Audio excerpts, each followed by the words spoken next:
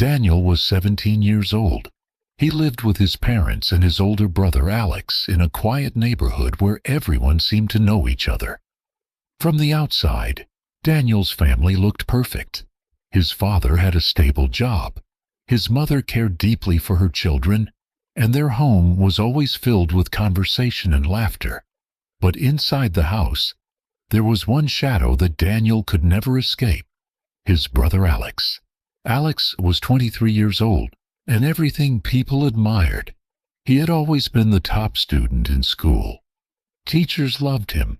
Relatives praised him. He had recently graduated from university with excellent grades and had already started working at a respected company. Whenever relatives visited, the conversation always sounded the same. "Alex is such a smart young man. You must be very proud of him. He will have a bright future." Daniel would sit quietly nearby, listening. Sometimes people would turn to him and say something that hurt even more. "Daniel, you should learn from your brother. Why can't you be more like Alex?" Each time he heard those words, Daniel felt a little smaller. Slowly, he began to feel invisible in his own family. As Daniel grew older, the comparisons did not stop. In fact, they became more frequent. At school, some teachers remembered Alex very well. When they saw Daniel's last name, they would smile and say, "Oh, you are Alex's brother. He was one of our best students." At first, Daniel smiled politely, but the next sentence always followed: "I hope you will be just like him." The truth was, Daniel was not like Alex. His grades were average. He worked hard, but studying never felt easy for him. While Alex solved problems quickly and confidently, Daniel often needed more time. Even family gatherings became uncomfortable. Relatives would ask, "How is Alex doing at his new job? Is he getting a promotion soon? Such a successful young man." Then someone would finally remember Daniel. "And what about you? Are your grades improving?" The question always felt heavy. Daniel noticed the worried look on his parents' faces. Whenever school results arrived, they loved him, but he could see their concern. One evening, he heard his father say quietly to his mother, "I hope Daniel finds his direction soon." Those words stayed in his mind. Little by little, Daniel began believing something painful. Maybe he really wasn't good at anything. One evening, the family sat together for dinner. The table was simple: rice, vegetables, and warm bread. But the conversation quickly turned into something Daniel had heard many times before. His father looked at Alex proudly. "Your manager called today," he said. "He told me you handled that project very well. I'm proud of you, son." Alex smiled modestly. "Thank you, Dad." Daniel stayed quiet, slowly eating his food. Then his father turned toward him. "Daniel," he said seriously, "you should learn from your brother. Look at how disciplined he is. If you work harder like Alex, your future will also be bright." The words were not new, but something inside Daniel finally broke. He put his fork down and looked at his father. His voice was shaking, but the emotion was clear. "I'm not Alex," he said. The room became silent. "I try," Daniel continued, "but no matter what I do, everyone compares me to him. Teachers do it. Relatives do it. Even you and Mom do it." His mother looked surprised. "Daniel, we only want the best for you." "I know," he said quietly, "but it feels like I'm never good enough." No one spoke. Daniel pushed his chair back, stood up, and walked out of the room. His chest felt tight and heavy. For the first time in his life, he had finally said what had been hurting him for years, but instead of relief, he only felt anger and sadness. After that evening, something changed in Daniel. He stopped talking much during family dinners. When conversations began about school, work, or the future, he simply stayed quiet. Sometimes he finished eating quickly and went back to his room. At school, his motivation slowly disappeared. Before, he at least tried to improve his grades. Now he felt tired of trying. What's the point? He thought. No matter what I do, I will never be like Alex. He spent more time alone in his room.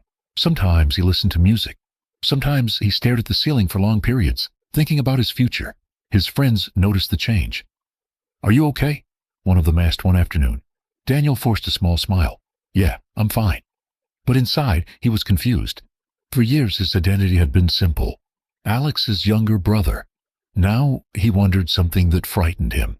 If he wasn't Alex, then who was he? For the first time in his life, Daniel truly felt lost.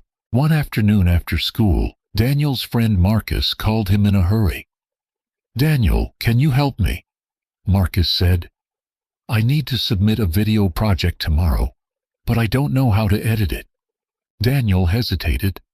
"I'm not really good at that." Marcus shrugged. "Just try. You're good with computers." They sat together in Marcus's room with a laptop open. Marcus had recorded several short clips for his school presentation, but the video looked messy. The sound was uneven, and the clips were not in the right order. Daniel began experimenting. He watched a few quick tutorials online, learned how to trim clips, add music, and adjust the colors. Slowly, the video started looking better. The scenes flowed smoothly. The music matched the images perfectly. 2 hours passed without Daniel noticing.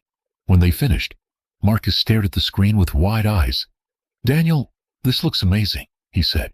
Daniel blinked in surprise. For the first time in a long time, he felt something different. Pride. On the way home that evening, he kept thinking about the video. Editing it had not felt difficult.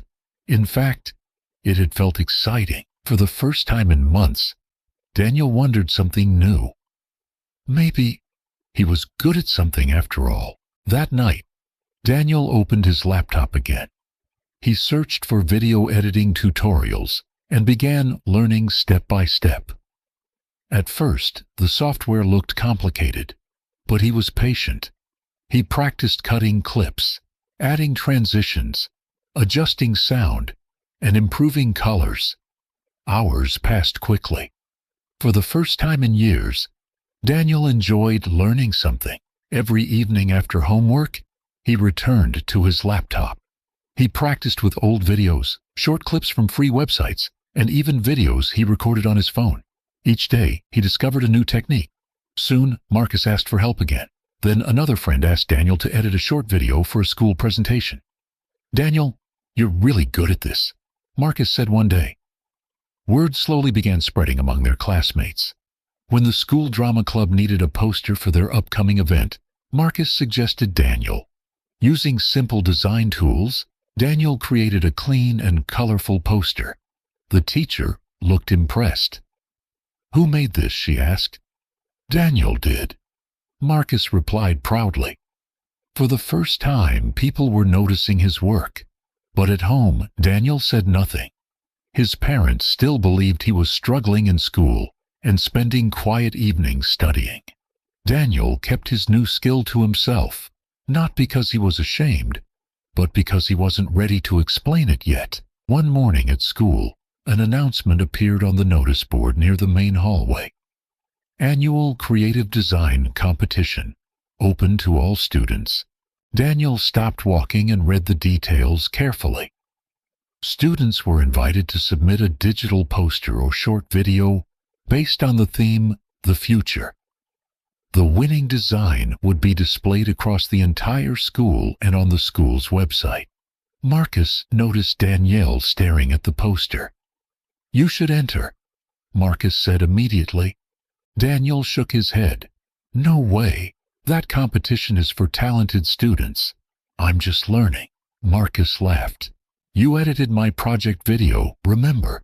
And you designed the drama club poster. Everyone loved it." Daniel looked back at the announcement. The idea of participating made his stomach feel tight. Competitions meant attention. Attention meant comparison. And Daniel had spent years trying to avoid exactly that. "People will expect Alex's brother to fail," he said quietly. Marcus placed a hand on his shoulder. Or maybe they'll see who Daniel really is. Those words stayed with him all day. That evening, Daniel sat at his laptop. He opened his editing software and began working on an idea he had been imagining for weeks. He created a short video showing how technology might shape the future, cities filled with innovation, people connected across the world, and creativity changing everyday life. He worked late into the night. When he finally finished, he stared at the screen for a long moment. Then, quietly, he submitted his entry. The following week, the school displayed all competition entries in the main hall. Students gathered around the screens and posters, examining each design carefully. When Daniel arrived, his confidence disappeared almost instantly. Some posters were incredibly professional. Bright colors, complex designs, creative ideas. Several students from the advanced art class had submitted impressive work. Their designs looked like something from a real advertising company. Daniel felt his chest tighten. "What was I thinking?" he whispered to himself. For a moment, he considered asking the teacher to remove his entry from the competition. Compared to the others, his work suddenly felt small and ordinary. As he stood there quietly, two students walked past and stopped in front of his screen. "Hey, this video is actually really good," one of them said. "Yeah," the other agreed. "It feels different from the posters." Daniel listened without revealing himself. Their words gave him a small spark of hope. Still, doubt continued whispering in his mind. "You're still Alex's brother," it said. "People expect more from him, not you." Daniel closed his eyes for a second and took a slow breath.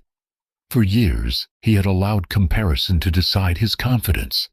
But this time, he made a quiet decision. Win or lose, he would not run away. This was his work, and for the first time, he was ready to stand behind it. A few days later, the entire school gathered in the assembly hall. The design competition results were about to be announced. Students filled the seats, talking excitedly while teachers prepared the stage. Daniel sat quietly near the back with Marcus. His hands felt cold. Even though he had decided not to run away from the competition, he still felt nervous. "What if people laugh?" he thought. "What if my work looks childish compared to the others?" The principal stepped forward and adjusted the microphone. "Thank you to all students who participated in this year's creative design competition," she said. "We received many excellent entries." Daniel tried to stay calm, but his heart was beating faster with every second. "We selected the winners based on creativity, message, and presentation," the principal continued. She paused before reading the first name. "First place goes to Daniel Parker." For a moment, Daniel thought he had heard the wrong name. Marcus grabbed his arm. "Daniel, that's you." The room filled with applause. Some students looked surprised. Others turned to see who Daniel was. Slowly, still feeling shocked, Daniel stood up and walked toward the stage. When the principal handed him the certificate, she smiled warmly. "Your video was thoughtful and inspiring," she said. "You should be very proud." Later that evening, Daniel's parents heard the news from his teacher. When Daniel arrived home, they were waiting for him in the living room. His mother hugged him tightly. "We didn't know you had this talent," she said. His father looked thoughtful but proud. "You worked hard for this," he said. Then Alex stepped forward and smiled. "Congratulations, little brother," he said sincerely. "I guess I'm not the only successful one in the family anymore." For the first time in years, Daniel didn't feel like he was standing in someone's shadow. He was finally standing in his own light. A week later, Daniel was invited to speak briefly during a school event about creativity and personal growth. Standing in front of the students felt strange at first, but he took a deep breath and began. "For many years," he said slowly, "people compared me to my older brother. He was excellent at school, and I always felt like I was failing. The room was quiet. I thought success meant being exactly like someone else, Daniel continued. But I learned something important. He looked around the hall at the students listening carefully. Everyone has different strengths. Some people are good at math. Some are good at science. Others are creative. When we compare ourselves too much, we stop discovering what makes us unique. He paused before finishing. I didn't win this competition because I became someone else. I won because I finally became myself. After the event, several younger students approached him to say they felt inspired. Daniel walked home that afternoon feeling peaceful. For years, he believed success meant following someone else's path. Now, he understood the truth. You don't have to be someone else to succeed. You just have to discover who you really are.